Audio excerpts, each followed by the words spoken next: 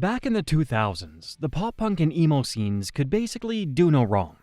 We got hit after hit, and bands like Blink-182, Fall Out Boy, and Panic at the Disco became globe-spanning, arena-playing titans. But not every band can have a hit. And even those that do, they can't all become household names.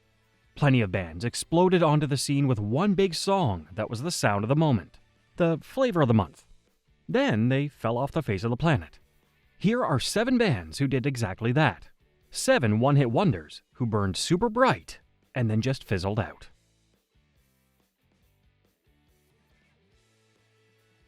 Unlike some of the other bands on this list, spoiler alert, red jumpsuit apparatus, I'm looking at you. SR-71 did have a cool name. The pop-punk band from Baltimore call themselves after the SR-71 Blackbird, a stealth reconnaissance plane developed by Lockheed. As the guys were all from US Air Force families, the name kinda made sense. This was 1998, so any band making bratty, bouncy pop-punk was going to get a bit of attention. They'd signed up for some shows, they'd release some records, and they'd carve out a nice career on the local scene. But SR-71 were a bit different. They weren't just doing the whole bratty, bouncy punk thing. They were doing it really well. Their Blink-182 style riffs and catchy hooks got them snapped up by RCA, and the group got to work on their first album. That first album was Now You See Inside, released in 2000. The 1990s might have been over, but Now You See Inside definitely had one foot squarely in that previous decade. Album opener Politically Correct is a bright and breezy pop-rock song that almost sounds like The Remembrance, or one of the other radio-friendly guitar bands who got massive in about 1995. Empty Spaces channels a bit of Third Eye Blind, mixed in with some pop grunge balladry. To put it simply, it was all very 90s, and SR-71 were in danger of being left behind before they'd even arrived. But single Right Now changed all that.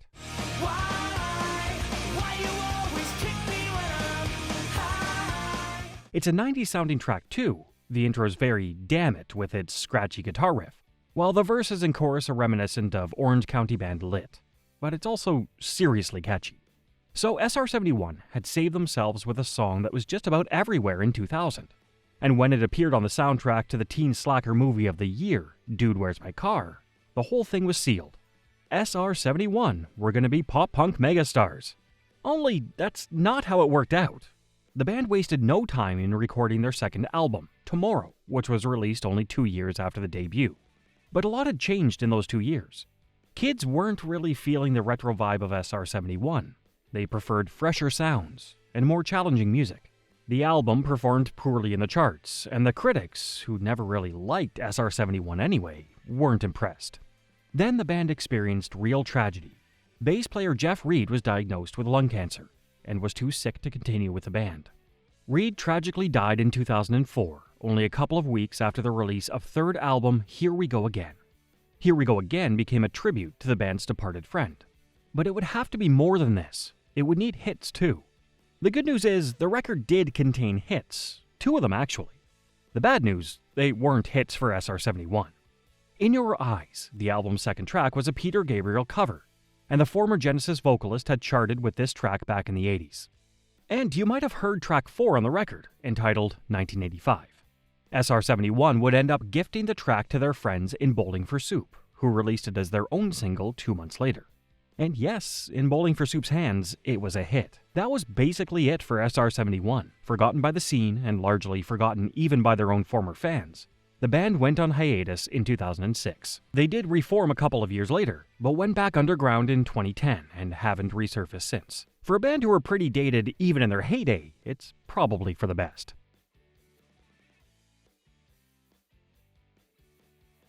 Alien Ant Farm managed to do what few other bands could: straddle the divide between pop-punk and nu metal.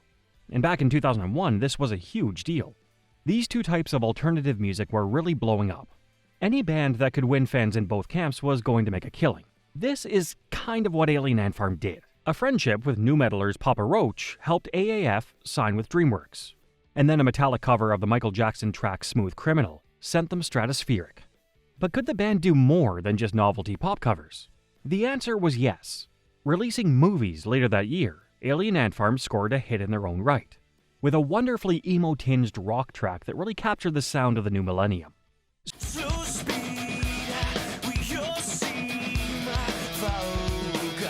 So Alien Ant Farm were poised on the edge of greatness, but a tragic bus crash would bring their career to a halt. In May 2002, the band were on tour in Europe when they suffered a serious accident on the road in Spain. Vocalist Dryden Mitchell broke his spine, and the band's driver, Christopher Holland, lost his life at the age of 26. The band would bounce back. They scored a minor hit with 2003's True Ant, but the accident in Spain and the association with novelty pop tunes knocked the wind out of their sails. Still, they are releasing records to this day. The last LP they put out was Mantras in 2024, after 9 years without a release. And guess what? Mantras features a cover of Everything She Wants by 80s British pop duo Wham. Looks like they've still got it.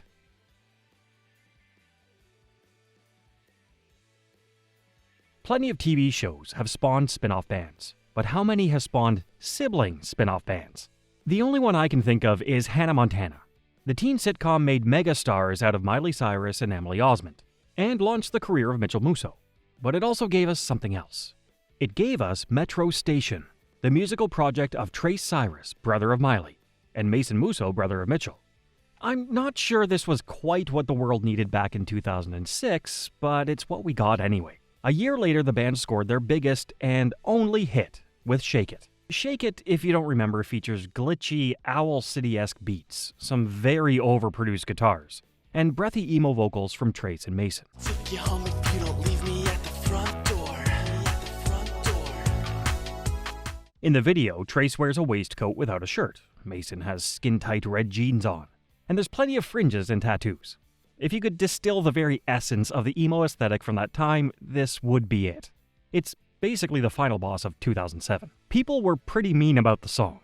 Punk purists hated it, and many people called it a manufactured Disney experiment, designed to expand the Hannah Montana franchise. In the end, it didn't matter. Cyrus, Musso, and the collection of musicians they brought in to complete the Metro Station lineup couldn't agree on what they wanted to do next. So instead, they went on hiatus, without releasing another album. 8 years after the first record, Metro Station returned with Savior, an album that featured an astonishingly misguided collaboration with controversial Escape the Fate vocalist Ronnie Radke. But by this point, the band could have collaborated with a serial killer on death row and no one would have noticed. Despite Trace's pleas for people to be open-minded and not so focused on what we did years ago, Savior made almost no impact on any sort of chart. Nowadays, Metro Station are no longer together, and Trace has lost his place as second most famous Cyrus sibling to younger sister Noah.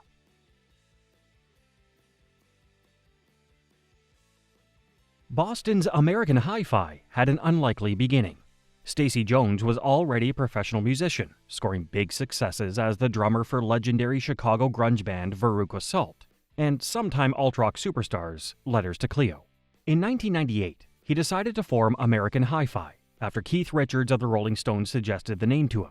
Was there anyone this guy didn't know? So the borderline rock star with famous friends now had a pop-punk band. 3 years later, that pop-punk band had their debut album, 2001's Self-Titled.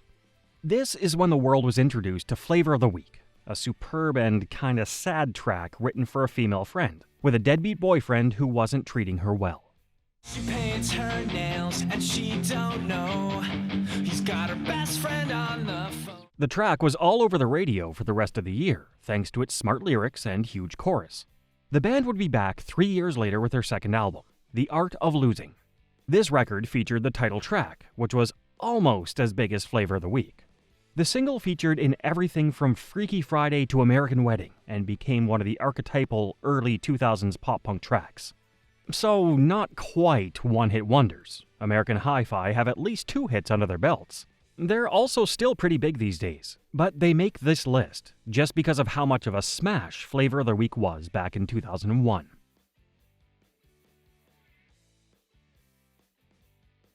The Red Jumpsuit Apparatus might have had a kooky name, apparently chosen from a bunch of random words the guys wrote down as they were getting together. But they were damn good at straightforward, catchy, emo post-hardcore. Formed in 2003, the band quickly built up a strong social media presence and a reputation for great live shows, which got them signed to Virgin in 2005. First album, Don't You Fake It, came out in 2006. The perfect time for a band peddling this kind of slick-sounding emo punk. It's no surprise the record went platinum. This was helped by the album's lead single, Face Down. The song really captures the energetic, melodic spirit of mid-2000s emo, and it tore up the charts.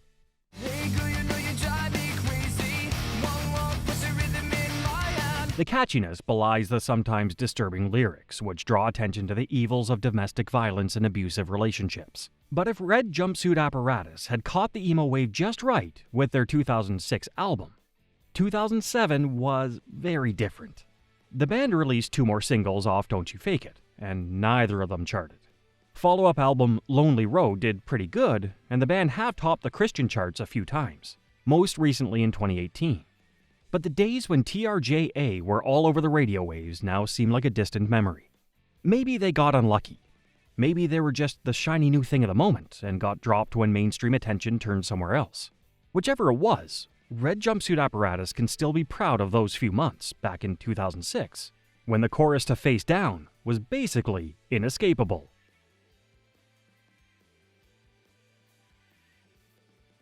Lawn ornament stores have no business being world famous.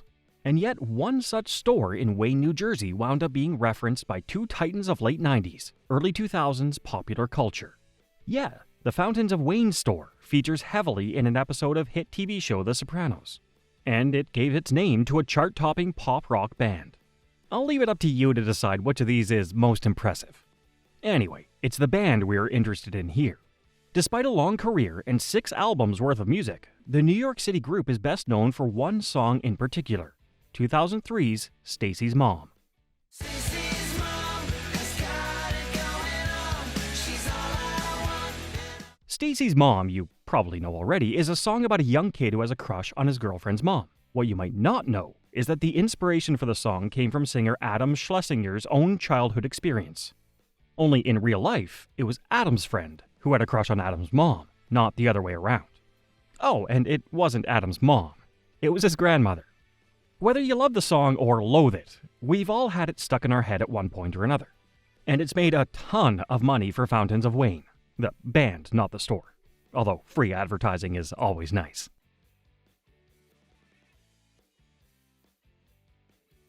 When you think of the top emo labels of the 2000s, Epitaph probably doesn't spring to mind. But while the label is definitely more famous for the likes of Bad Religion, Rancid, and The Offspring, they did branch into the emo side of things at the dawn of the new millennium, signing bands like Motion City Soundtrack and Matchbook Romance. Cynics might call Matchbook Romance trend chasers. They started out as a Pennywise-esque punk band called Fizzlewink, before morphing into a drive-thru style pop screamo outfit called The Getaway in 2001, eventually setting on the Matchbook Romance name in 2003. But this is probably pretty harsh on the band. They were still young kids, and they were going through their own musical evolution. It was this musical evolution that would give us the band's biggest record, 2006's Voices, with its hit single, Monsters. By 2006, Matchbook Romance had undergone another shift. Voices was darker and more grown-up than their previous releases. It's also really, really good. The record takes on a wealth of different influences, from Taking Back Sunday to Glassjaw, and from Thursday to My Chemical Romance. But it was Monsters that really got the band noticed. Its creepy, spidery verse sounds like something out of a Tim Burton movie, while the chorus comes soaring out of the speaker like all your favorite dark emo pop tracks rolled into one.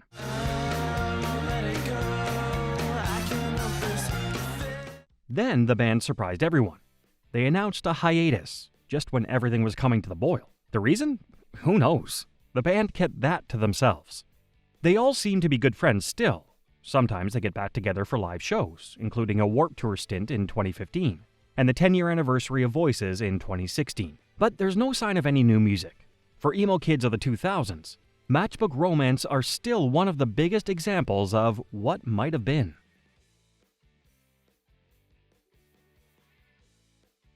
We shouldn't feel for these bands. They did the unthinkable. They lived the dream and became rock stars, even if it was just for the briefest of moments. They tasted the high life, and they played to adoring fans all over the country, even all over the world. And some of them were actually pretty good. So which of these tracks is your favorite? Which one reminds you of great times way back when?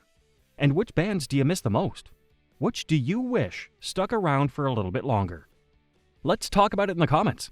Oh, and are there any bands on this list you'd like to see me do a deeper dive into?